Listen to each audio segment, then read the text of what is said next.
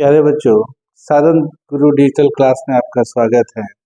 मैं मसूद आलम आपको पढ़ाऊंगा आज क्लास 10th का फिजिक्स। और क्लास 10th के फिजिक्स के क्रम में हम लोग आज पढ़ेंगे रिफ्रैक्शन ऑफ लाइट, प्रकाश का अपवर्तन। और इसमें कुछ चीज़ें हम लोग पढ़ चुके थे, आगे हम लोग कुछ चीज़ों को देखते हैं। जैसे हम लोग जानते हैं कि जब प्रकाश एक माध्यम से दूसरे माध्यम में जाता है तो प्रकाश के दिशा में कुछ न कुछ परिवर्तन होता है। वो अपने पाथ से मुड़ जाता है और मुड़ने की इस घटना को ही हम प्रकाश का अपवर्तन कहते हैं। ये चीज हम पढ़ चुके हैं, ये हम जानते हैं। अब हम ये देखेंगे कि मान लेते हैं कि सघन माध्यम से विरल माध्यम में जाता है तो क्या होता है, और विरल माध्यम से सघन माध्यम में जाएगा प्रकाश तो क्या होगा। पहले हम सघन माध्यम से विरल माध्यम में भेजते हैं। ये देखिए, प्रकाश को जाना चाहिए ऐसे सीधे, लेकिन जैसे ही सघन माध्यम से विरल माध्यम में गया, प्रकाश अभिलंब से दूर चला जाएगा। प्रकाश अभिलंब से दूर चला जाएगा। इसके विपरीत अगर कोई प्रकाश विरल माध्यम से सघन माध्यम में जा रहा हो तो प्रकाश को जाना चाहिए ऐसे सीधे, और अभिलंब अगर हम ड्रॉ करें तो हम देखेंगे कि प्रकाश अभिलंब की ओर मुड़ जाता है। यानी कि हमने दो घटनाओं को अभी देखा। जब प्रकाश विरल माध्यम से सघन माध्यम में जाता है तो प्रकाश की किरण किधर मुड़ जाती है, अभिलंब की ओर। और जब सघन माध्यम से विरल माध्यम में जाता है तो अभिलंब से दूर मुड़ जाता है। ये दोनों घटनाओं को याद रखेंगे और हम इसमें आगे चलते हैं। अगर किसी प्रकाश को सघन माध्यम से विरल माध्यम में भेज रहे हैं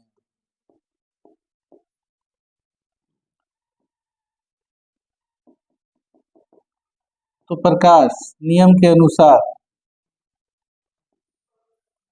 अनुसार दूर जाएगा, इस अभिलंब से दूर जाएगा।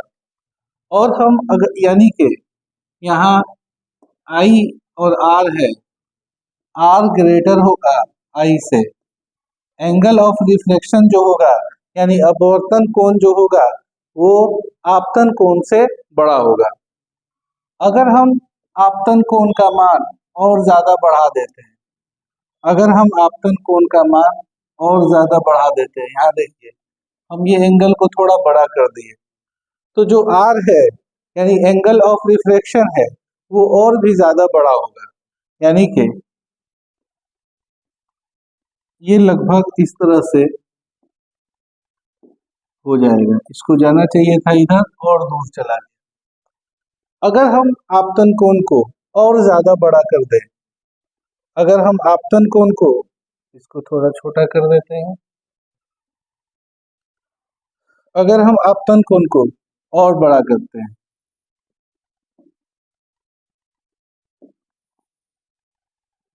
ये हुआ आपतन कोण और ये हुआ अपवर्तन कोण। हम देख सकते हैं कि ये अपवर्तन कोण जो है वो अभिलंब के साथ 90 डिग्री का कोण बना रहा है, यानी उस पे लंबवत है। तो ये एक स्पेशल कंडीशन है, स्पेशल सिचुएशन है, और इस सिचुएशन को हम याद रखेंगे एक नए नाम के साथ, और इसका नाम है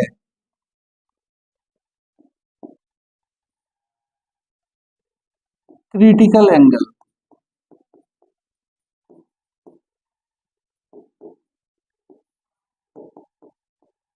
क्रिटिकल एंगल कहेंगे इसे। जब प्रकाश की किरण विरल माध्यम से सघन माध्यम में जाती है, इतना न कह के ये भी कह सकते हैं कि जब एक माध्यम से दूसरे माध्यम में जाती है, और ऐसा करने पे ही जब विरल सघन माध्यम से विरल माध्यम में जाएगी प्रकाश की किरण, तभी ऐसा होगा कि आपतन कोण का मान छोटा और अपवर्तन कोण का मान बड़ा हो, और बड़ा होते होते अपवर्तन कोण का मान कितना हो गया, 90 डिग्री। तो लिखेंगे जब अपवर्तन कोण का मान, अपवर्तन कोण का, या ऐसे भी लिख सकते हैं आपतन कोण का वो वैल्यू, आपतन कोण का वह मान जिसके लिए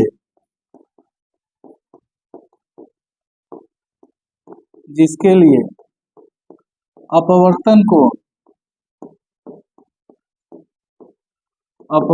कोण का मान 90 डिग्री हो, उसे क्रिटिकल एंगल कहते हैं।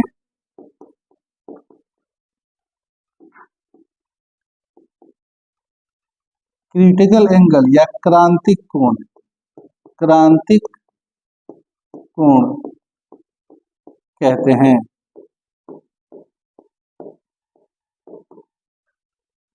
यानी कि ये एक, इसमें बस एक ही स्पेशल कंडीशन है, और वो क्या है, तो वो है अपवर्तन कोण का मान 90 डिग्री हो जाना। जैसे ही अपवर्तन कोण का मान 90 डिग्री होता है, उस सिचुएशन के आपतन कोण को हम क्या कहेंगे, क्रिटिकल एंगल या क्रांतिक कोण कहेंगे।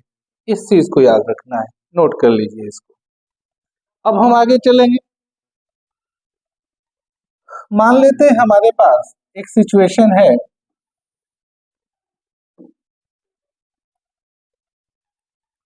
इसमें ये आपतन कोण है और इस पे क्रांतिक कोण जो है वो 90 डिग्री का बन गया। अगर हम इसी सिचुएशन में आपतन कोण का मान को और बढ़ा दे तो क्या होगा, अगर घटाएंगे तो अपवर्तन कोण का मान 90 डिग्री से कम होने लगेगा। ऐसे सिचुएशन में हम आई को क्रांतिक कोण नहीं कहेंगे, याद रखिएगा। क्रांतिक कोण किसे कहते हैं, अपवर्तन कोण को। यही है क्रांतिक कोण, ठीक है, यही है क्रांतिक कोण। अब देखिएगा, अगर हम इसी सिचुएशन में आपतन कोण का मान और ज्यादा बढ़ा देते हैं, ये जो है वो आई से भी बड़ा है, आई प्लस कुछ भी ले लेते हैं, आई प्लस डेल्टा आई, कुछ भी एक्स्ट्रा ले लिए, आई से बड़ा।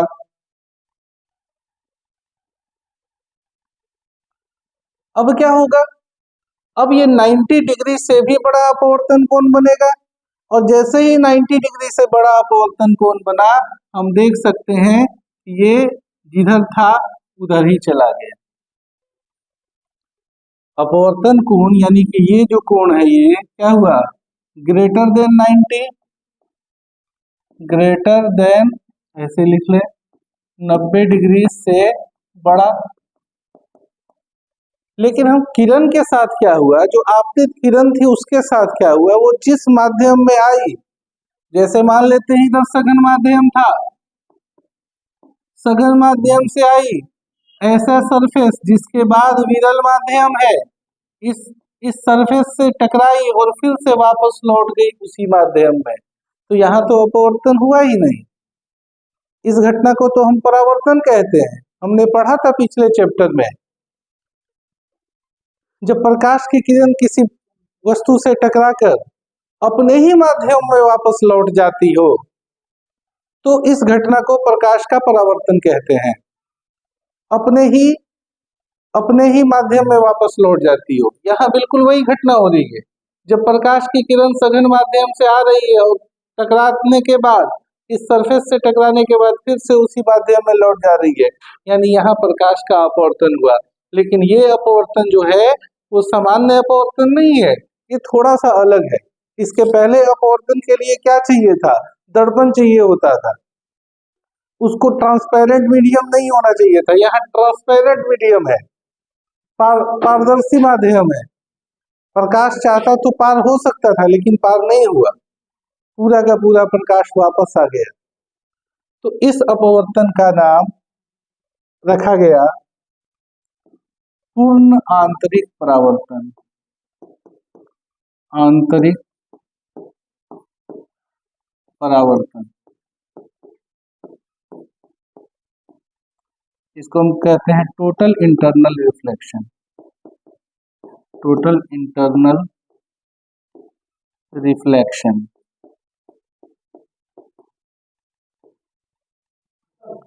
और इसको कैसे परिभाषित किया जाएगा? तो इसको परिभाषित किया जाएगा जब सघन माध्यम में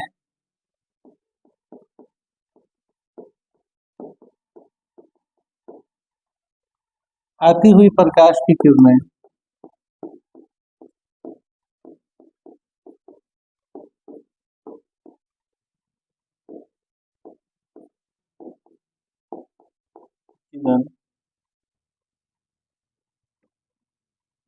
का आपतन कोण का मान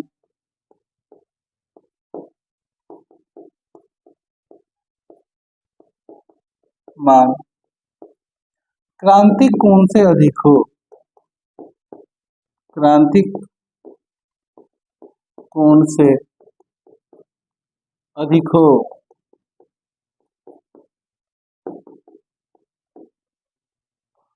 तो किरण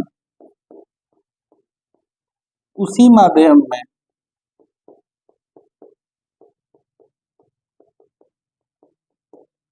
वापस लौट जाती है।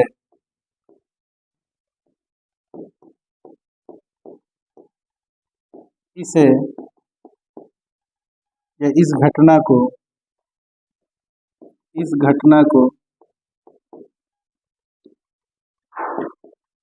पूर्ण आंतरिक परावर्तन कहते हैं।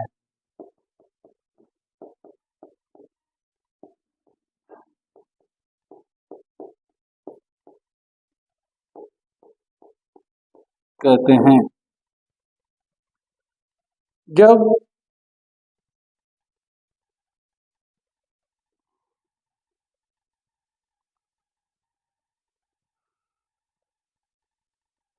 यहाँ नहीं लिखा है, जब सघन माध्यम से आती हुई प्रकाश की किरण, सघन माध्यम से आती हुई प्रकाश की किरण, और सिचुएशन क्या है यहाँ, एंगल ऑफ इंसिडेंट जो है, आपतन कोण जो है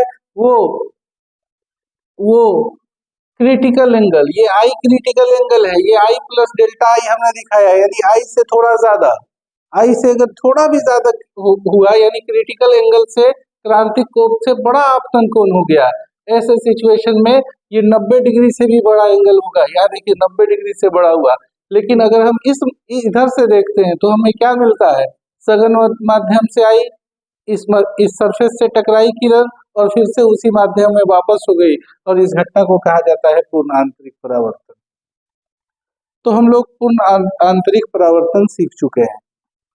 पूर्ण आंतरिक परावर्तन कुछ विशेष जगहों पे हमें दिखाई देता है, जैसे डायमंड। बच्चों जिस माध्यम का रिफ्रैक्टिव इंडेक्स अधिक होता है उस माध्यम के लिए जो क्रांतिक कोण का मान होता है वो कम होता है। जैसे कि मान लेते हैं ये दो माध्यम है और एक माध्यम में ये मान लेते हैं कि 70 डिग्री का एंगल है, ये आपतन कोण हुआ 70 डिग्री का, और इस पे अपवर्तन कोण हो गया 90 डिग्री का। तो इस 70 डिग्री को हम क्या कहेंगे, क्रांतिक कोण कहेंगे, क्योंकि इस 70 डिग्री मात्र के लिए अपवर्तन कोण जो है वो 90 डिग्री हो गया। हम दूसरा केस लेते हैं, इसमें लेते हैं 80 डिग्री। इस 80 डिग्री के लिए अपवर्तन कोण जो है वो 90 डिग्री है। तो इसका मतलब हुआ कि आपतन कोण 80 डिग्री जैसे हुआ, अपवर्तन कोण 90 डिग्री हुआ, यानी इसके लिए क्रांतिक कोण है 80 डिग्री।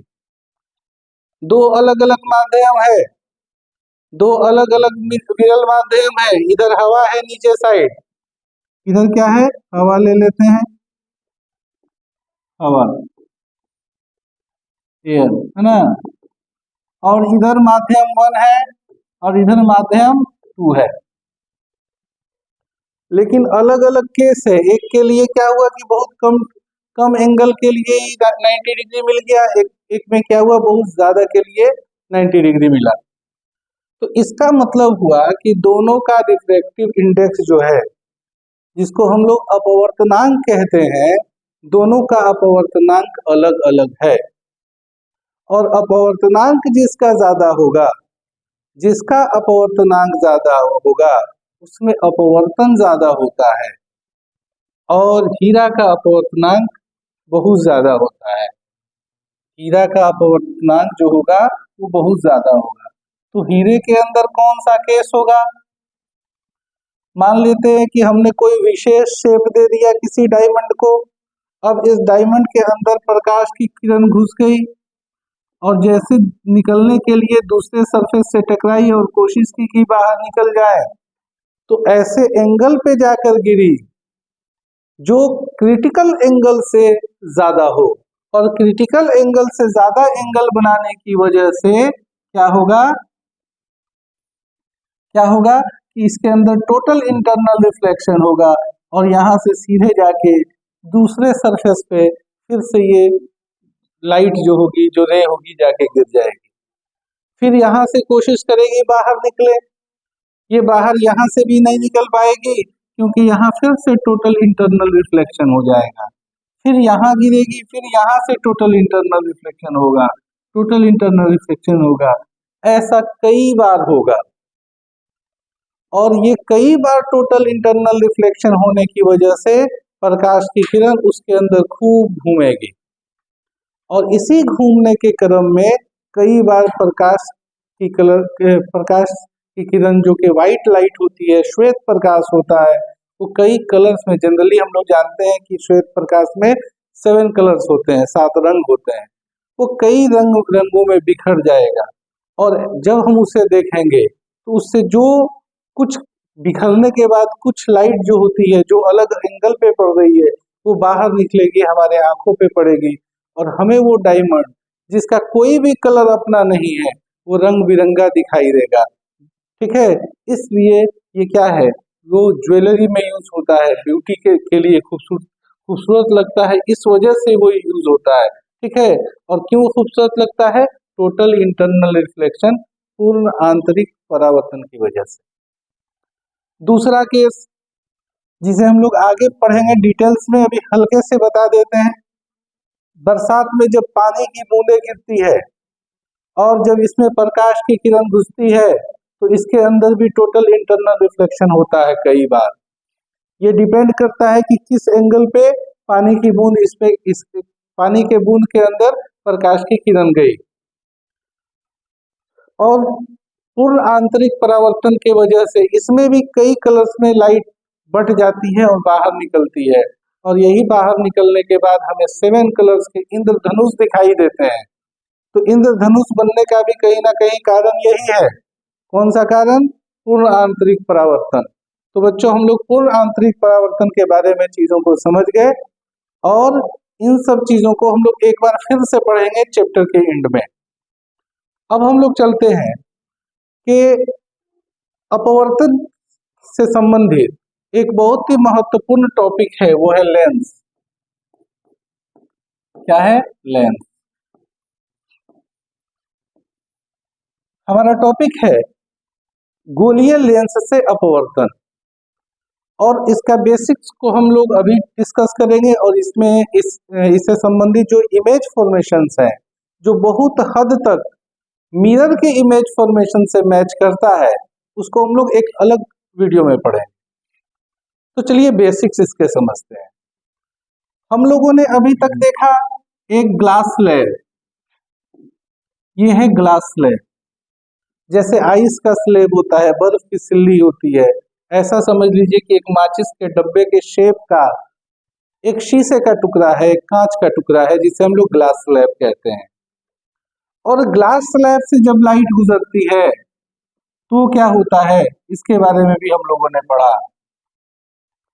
दो बार रिफ्रैक्शन होता है और लास्ट में जो लाइट निकलती है वो पहले आने वाली यानी आपतित किरण के समांतर हो जाती है। दूसरा हमने पढ़ा त्रिभुजाकार प्रिज्म के बारे में कि जब किसी त्रिभुजाकार प्रिज्म से होकर एक लाइट गुजरती है, हम व्हाइट लाइट के बारे में नहीं कर रहे हैं, हम किसी मोनोक्रोमिक लाइट के बारे में कह रहे हैं जिसमें केवल एक कलर हो, यानी यहाँ वर्ण विक्षेपण की चर्चा हम नहीं कर रहे हैं, हम कर रहे हैं सिर्फ अपवर्तन की चर्चा। तो किसी प्रिज्म से होकर जब लाइट गुजरती है तो उसके साथ क्या होता है, इसमें भी दोनों सरफेसेस पे अपवर्तन होता है और बहुत ज्यादा हमको एंगल ऑफ डेविएशन देखने को मिलता है। यहाँ एंगल ऑफ डेविएशन है ही नहीं, 0 डिग्री है। हाँ, पार्श्विक विस्थापन है, लेटरल डिस्प्लेसमेंट है, लेकिन यहाँ पे एंगल ऑफ डेविएशन मिलता है। फिर हमने पढ़ा कि क्या होगा जब क्या होगा जब लाइट पानी के अंदर जाएगी, पानी के अंदर रखा हुआ रॉड बेंड दिखाई देगा, मुड़ा हुआ दिखाई देगा, पानी के अंदर रखा हुआ सिक्का अपने तल से उठा हुआ दिखाई देगा। ये सारी घटनाएं हो गई। अब इसके साथ ये अलग शेप का ग्लास था, ये अलग शेप का ग्लास था, हमने कहा कि अगर हम इस शेप का ग्लास लगा देते हैं तो क्या होगा, क्या होगा जब इससे लाइट गुजरेगी तो, ठीक है, तो इससे लाइट जब बहुत सारी पैरेलल लाइट गुजरेगी तो ये सारी लाइट एक जगह पे आके मिल जाएगी। क्या होगा जब इस शेप का कोई ग्लास ले ले ट्रांसपेरेंट और इससे लाइट पास करे तो ये लाइट पूरी फैल जाएगी। तो हम लोग अलग अलग तरह के ग्लासेस को लेकर उससे लाइट को पास करा कर देख रहे हैं और एक छोटा सा एक्सपेरिमेंट कर रहे हैं और क्या रिजल्ट आ रहा है उसको हम नोट आउट कर रहे हैं। और हर शेप का कुछ ना कुछ नाम दिया गया। तो सबसे पहले हमने बताया ग्लास स्लैब, फिर बताया हम लोग ट्रायंगुलर प्रिज्म। अब ये जो दो शेप हमने बनाया है, इन दोनों शेप का कॉमन नेम है और इन दोनों शेप को कॉमनली हम लोग कहते हैं लेंस।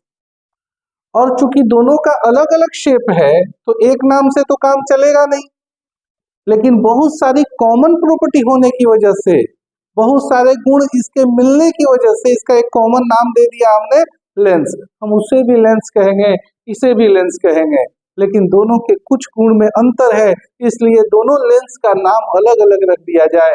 तो एक का नाम रखा गया कॉन्वेक्स लेंस और एक को कॉनकेव लेंस, यानी कि अवतल लेंस और उत्तल लेंस। आप देख सकते हैं प्रॉपर्टी भी अलग है, शेप तो अलग है ही, इसका शेप अलग, उसका शेप अलग। इसकी प्रॉपर्टी, ये समांतर आती हुई प्रकाश की किरणों को एक जगह मिलाता है, वो समांतर आती हुई प्रकाश की किरणों को पूरा बिखेर देता है, फैला देता है, इसलिए इसका एक और नाम है अपसरित कर देता है। ये घटना क्या हुई, अपसरित हो गई, फैल गई, तो इसको अपसारी लेंस भी कहा जाता है इसके गुण के आधार पे, ठीक है, और इसको अभिसारी लेंस कहा जाता है।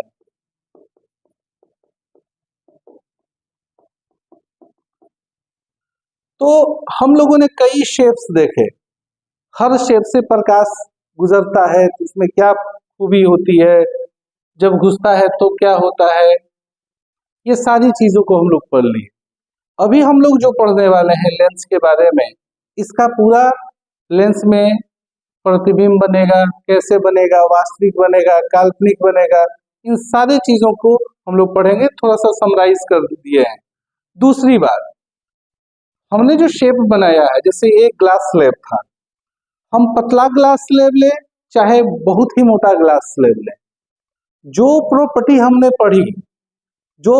हमने पढ़ी कि लेटरल इन्वर्शन होगा, एंगल ऑफ डेविएशन नहीं होगा, 0 होगा, ये पतले ग्लास स्लैब के लिए और मोटे ग्लास स्लैब के लिए दोनों पे लागू होती है। अगर हम बात करें इस प्रिज्म की, तो अगर ये ट्रायंगुलर प्रिज्म है, जो हम लोग प्रिज्म अपने क्लास 10th के लैब में यूज करते हैं, तो ट्रायंगुलर प्रिज्म के साथ साथ इक्विलेटरल ट्रायंगुलर प्रिज्म होता है, यानी समबाहु त्रिभुजाकार प्रिज्म। प्रिज्म क्या होता है ये हम बता चुके हैं पिछले वीडियो में। तो ये समबाहु त्रिभुजाकार होता है। अगर हम इसे समद्विबाहु त्रिभुजाकार ले लें, अगर हम इसे विषम बाहु त्रिभुजाकार ले लें, तो अलग अलग रिजल्ट्स आएंगे। और अलग अलग क्या रिजल्ट आएंगे? बेसिक प्रॉपर्टी सेम रहेगी, एंगल ऑफ डेविएशन होगा, लेकिन वो एंगल बदल जाएगा। इस कांच के मेटल को बदल दे, मटेरियल को बदल दे, कांच के मटेरियल को बदल दे, तो भी अलग रिजल्ट आएगा, क्योंकि उसका अपवर्तनांक अलग हो जाएगा। लेकिन अब बात आएगी लेंस की। तो बच्चों लेंस अभी हम लोग जो पढ़ेंगे ये पतले लेंस के लिए हम लोग पढ़ते हैं।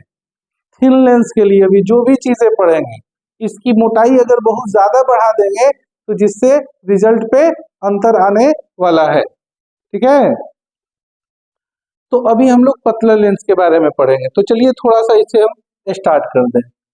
लेंस फिर से बता दें, लेंस कई प्रकार के होते हैं। फिलहाल हमें क्लास 10th में 2 ही प्रकार के लेंस को पढ़ना है। पहला अवतल लेंस और दूसरा उत्तल लेंस। उत्तल लेंस,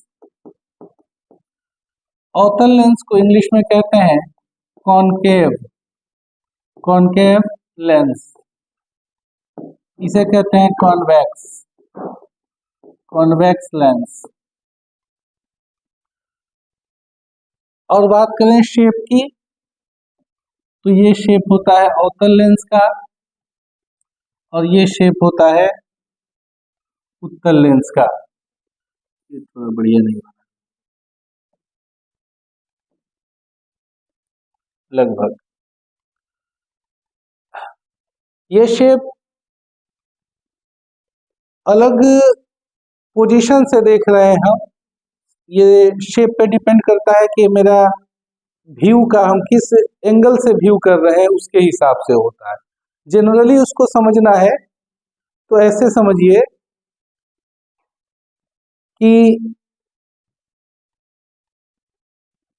कोई गोल चीज, कोई गोल ग्लास,